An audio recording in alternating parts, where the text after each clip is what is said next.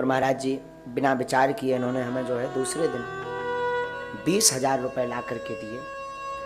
और बात यहीं नहीं रुकी, उपहार की टेबल से लेकर के, बेड से लेकर के, अलमारी से लेकर के इन्होंने लोगों को जोड़कर पूरा दहेज का सामान ला करके हमारे घर पर रख दिया।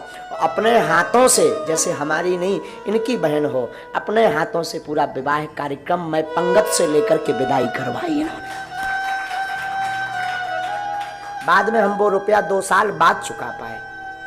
2 साल तक कोई काम लगा नहीं, भागवत लगी नहीं, कथा लगी नहीं।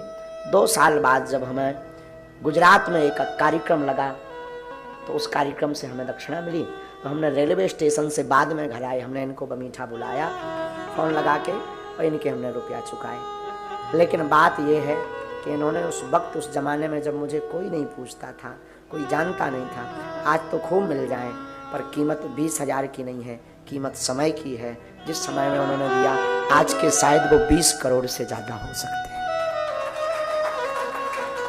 इसीलिए हमने फिर उसी दिन दृढ़ संकल्प कर लिया था कि कभी अगर हम पर बालाजी कृपा करेंगे, कभी अगर गुरु जी की हम पर कृपा होगी, तो हमारे जीवन काल में जो भी धन आएगा उससे अब किसी भाई को हमारे जैसा रोना ना पड़े। उन गरीब बेटियों का और बहनों का हम विवाह करवाएंगे।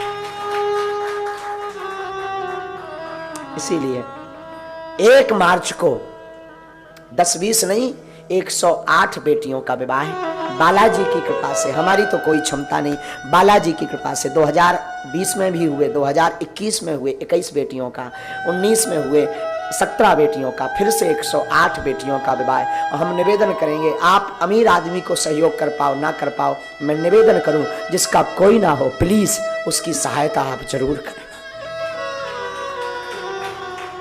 ऐसी हमारी मित्रता है दोनों की। तब से आज तक हमारी मित्रता, बड़ी उतार चढ़ाव जीवन में हमारी व्यस्तता बहुत आई, तो बीच में ये नाराज भी हुए, अब तो आप बड़े बन गए हो, अब तो तुम कृष्ण बन गए हो, सुदामा को भूल गए हो। तो खूब हमने इनकी बातें सुनी, ताने सुने, खूब इनने हमें गाली भी बकी हंसी में, गाली तो कभी नहीं बकी, लेकिन कभी भी इन्होंने हमारा साथ नहीं छोड़ा।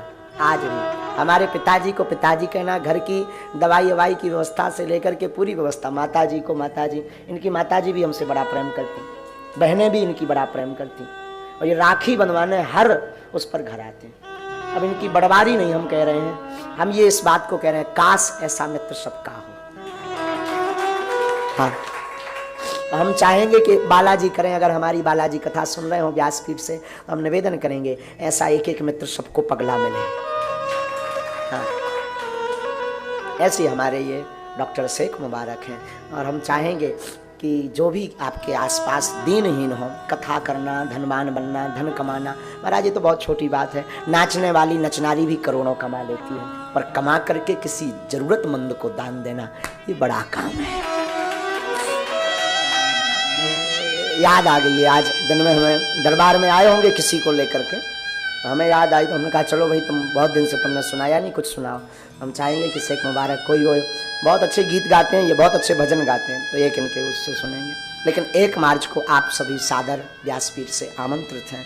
उन बेटियां, अनेक ऐसी बेटियां जिनके माँ नहीं पिता नहीं, अभी तो 108, अगर इनके चरणों की दया रही, बालाजी की कृपा रही, तो एक दिन ऐसा आएगा कि हम 1100 बेटियों का भी पाणी ग्रहण करवाएंगे। अब कब होगा खबर नहीं, जैसी ब्राह्मणों की कृपा, जैसे भूदेव संतों का आशीर्वाद होगा वैसा दास करेगा। लेकिन हम चाहेंगे शेख मुबारक बढ़िया कुछ सुनाए। इनकी कई बार कथा में चर्चा हुई तो बहुत लोग पूछते थे शेख मुबारक कौन है, कैसे हैं। महाराज जी जिनके बारे में बताते वो शेख मुबारक कहाँ है। हम दोनों ने बड़ा पागलपन किया। हाँ, अभी सुनो एक मजे की बात सुनो। हम दोनों एक बार पन्ना गए हीरा खोदने। हाँ, हीरा खोदने के लिए, धन खोदने। दोनों ने खूब भड़ा भी खोदे महाराज। एक बार चांदी भी मिली भड़ा में, लट्ठ भी गलत बचे।